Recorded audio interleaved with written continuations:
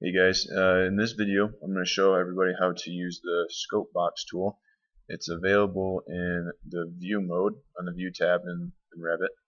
And so what the scope box, I'm going to go through what the scope box does as a demonstration here in a sec, but just a kind of little background. So basically what it does is it draws a box. You draw a box in a certain section of your building and you activate it, and what it does is it cuts that section out, and so you can see into your building in 3D mode in a different way, and also you can do it according to your floor plans where it cuts off different floors and you can see only on that floor. And it's a pretty neat tool, and it kind of makes it easier than having to hide all the elements that you don't want to see in 3D mode. And so what you want to do is you go to one of your floor plans, just so that way you have the ability to draw the box. And so right here we have the first floor plan, level 1. And then if you go to your view tab, go over to scope box, go ahead and click on it.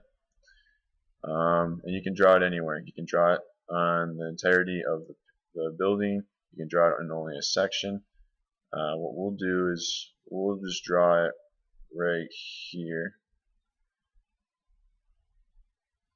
and then we'll kind of expand it out. And then what we'll do is we'll go to our 3D view, and then you can edit it in your 3D view. So here's our box. You can adjust it up, down, left, right, backwards, and forwards. But we're going to lower it, and you can adjust it the way you want it.